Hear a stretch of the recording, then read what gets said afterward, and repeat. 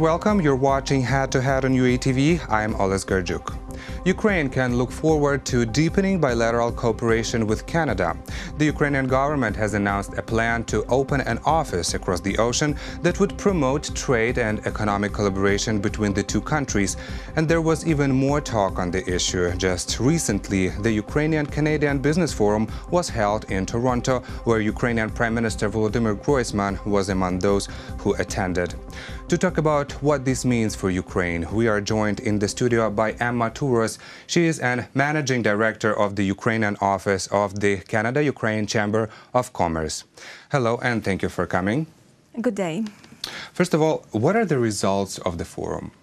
Just it's pretty early to speak about the results of the forum, because it takes some time to conclude contracts, to accomplish negotiations between the companies, and also to make due diligences of projects which were presented at the forum. Mm-hmm.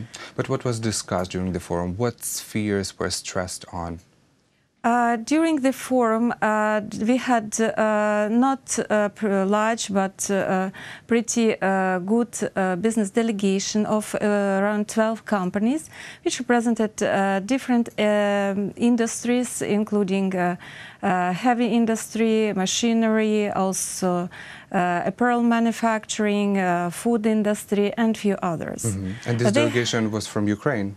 Yes, this was delegation of the Ukrainian companies, which accompanied the Prime Minister of Ukraine, Volodymyr Groysman. Mm-hmm. Do they work in Canada right now, or do they intend to work? Do they want to most develop of the them are newcomers, I would say, and they have just started the business with Canada.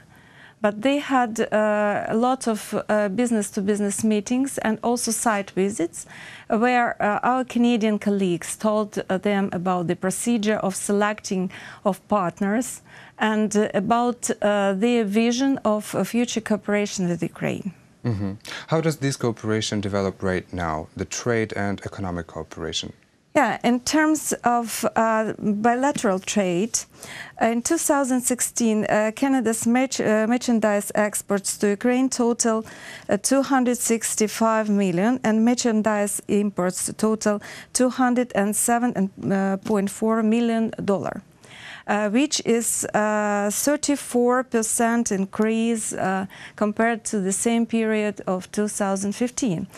Today I formed a report using the StatCan, and this year we have growth of the both Canadian export to Ukraine and also import of the Canadian goods to Ukraine. You mean Ukrainian goods to Canada? Yeah, Ukrainian goods to Canada. Speaking about the Canadian export to Ukraine, this year, 9 months of this year, totaled $179.2 million, with this 47% of growth compared to the same period, 9 months of 2016. The first row. What are the goods being imported to Ukraine from Canada? Yeah, the first row, it's coal. You know, because of events in eastern Ukraine and Russian aggression, we have lost the lion's share of coal supply for our power plants. So that's why Canada can sell us this coal. This is anthracite coal, not of all groups, but the groups which we badly need in Ukraine. And the coal was totaled $124.6 million, so it's with almost 155% of growth. Wow. So it's almost all the import is coal, basically, from Canada. Yes, yes, it's the lion's share. You can compare these figures: 124 million of coal export and a total 179 million. So the lion's share of all Canadian export was coal. What else was important? Fish. Because, you know, Canada produces the best fish in the world, I would say. Also, we have cooperation in aerospace industry, and also medicines, medicaments, many other parts of harvesting, also agricultural equipment, and many other commodities. What was exported from Ukraine to Canada then? Yes. And, you said that it also increased. Yeah, we have very good figures this year. And taking into consideration that CAFTA, Canada-Ukraine Free Trade Agreement, came into force on the 1st of August. So we have 13% growth compared to the same period of 2016. So this is for these 8 months since the beginning of the year? Yeah, from January to September. For 9 months, okay. Yeah, 9 months. Yeah, and the first row is ferrosilicon manganese with $12 million. It's the first row of the Ukrainian export to Canada. Yeah. Also, traditional pigments containing titanium dioxide with $3.6 million, almost $3.7 million. Soybeans, also motor vehicles, and also a great variety of other goods from apparel manufacturing, food industry, also machinery, spare parts, and others. And I think that this is a very good figure, total $65.4 million, which shows us the 13% growth compared to the same period of the last year. But also it's pretty difficult to calculate services, trading services, but according to our estimations, export of IT services from Ukraine to Canada totaled about $100 million. So speaking about trade between two countries, it's pretty well balanced. It's developing right now at the moment. Well, the countries are really big, so the land scale of production is pretty big. Are these figures big enough for the turnover between Ukraine and Canada? Of course, Canada is a trading nation. And total trade, I mean export and import altogether in Canada, is about $1 trillion. Compared to the Ukrainian figures, it's insignificant.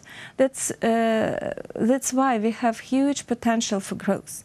And our economical cooperation shall meet the political impact of Canada and also our political cooperation. What do you mean by that? I mean that Canada is supporting Ukraine in all aspects of our life. It's defense, it's technical support, it's political ties which are strong, and also, of course, diaspora, which is 1.4 million people with Ukrainian roots are living in Canada. That's why we have huge potential for development of our bilateral trade. Especially if we signed the free trade agreement on the 1st of August. Well, on the 1st of August it came into force. How did the situation change since August now? As I have already mentioned, we have 13% of growth of the Ukrainian export to Canada. Since August? Not since August, for 9 months of this year. Of course, I haven't figures for the last 2-3 months separately yet. But we are working hard to increase this trade.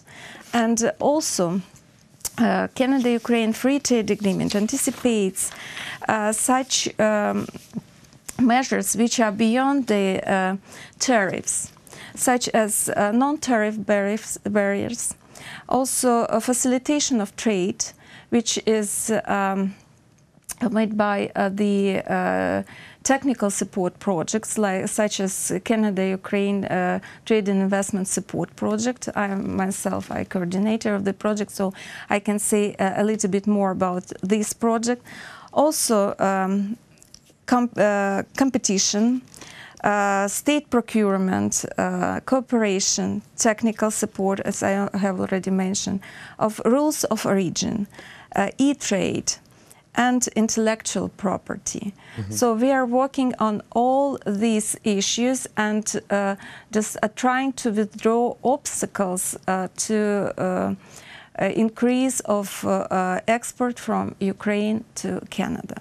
But how competitive are Ukrainian goods on Canadian market? Not only goods, but raw materials and other spheres of export from Ukraine. Yes, we have a lot to offer our Canadian partners. And our goods are good and can be adjusted and adopted to the Canadian market. As I have already mentioned, Canada is a trade nation. And with the total trade export and import of about $1 trillion dollars, Ukraine can find its place at this market. Of course, it's not so easy because many things are to be done, starting from the cost of production in Ukraine. And also what is very important to have well-trained people who can work at the North American market.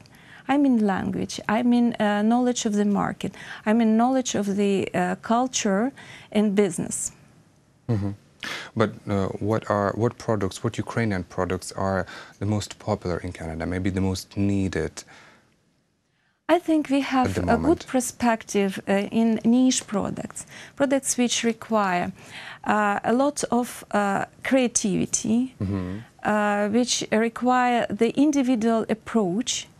And in the frameworks of the Canada-Ukraine Trade and Investment Support Project, we have identified 5 groups of products, which are apparel manufacturing, food, furniture, shoe, and also services, IT services. As I have already told that IT services is a boosting area where Ukraine is already working with Canada.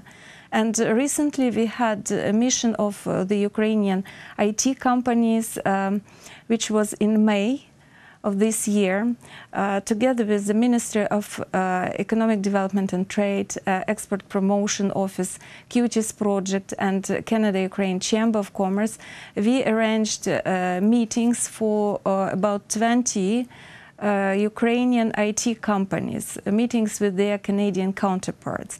And now we have continuation of those processes where when companies are signing contracts and start delivery of their services and products to Canada. Well, let's hope that this bilateral cooperation will benefit both countries, and thank you so much for this conversation. Thank you so much. That was Emma Turos, Managing Director of the Ukrainian Office of the Canada-Ukraine Chamber of Commerce. Thank you for watching Head to Head. I'm Oles Garjuk. Goodbye.